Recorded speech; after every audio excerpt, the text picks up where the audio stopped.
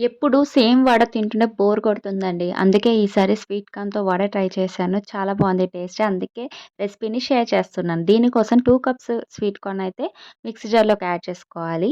ఇప్పుడు కారానికి తగినట్లుగా పచ్చిమిర్చి, అల్లం ముక్కలు, జీలకర్ర, ఉప్పు యాడ్ చేసేసుకొని ఫైన్ పేస్ట్ చేసేసుకోవాలి.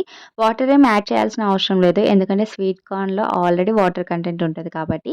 కొన్ని స్వీట్ కార్న్స్‌ని మాత్రం సెపరేట్‌గా కచ్చాపచ్చాగా గ్రైండ్ చేసుకొని యాడ్ చేసుకుంటే వడ తినేటప్పుడు మనకు స్వీట్ కార్న్ ఫ్లేవర్ అనేది చాలా బాగా తెలుస్తుంది. ఇప్పుడు ఈ బ్యాటర్‌లోకి ఇంకొంచెం జీలకర్ర, అలాగే ఉల్లిపాయ యాడ్ చేసేసుకోవాలి.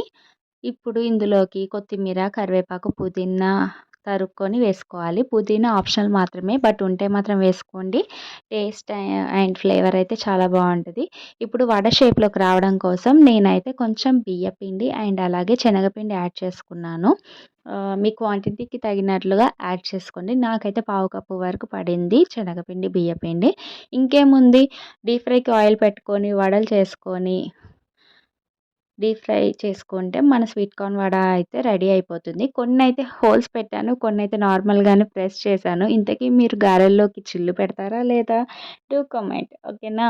సో, ఈ రెసిపీని కనుక నచ్చినట్లయితే ఇప్పుడే ట్రై చేయండి. అండ్ టేస్ట్ ఎలా వచ్చిందో నాకు కామెంట్ సెక్షన్‌లో చెప్పండి. అండ్ మరిన్ని వీడియోస్ కోసం మన ఛానల్‌ని ఇప్పుడే సబ్స్క్రైబ్ చేసుకోండి. అండ్ వీడియో చూసిన తర్వాత ఒక లైక్ చేయడం మాత్రం మర్చిపోకండి. Thank you for watching.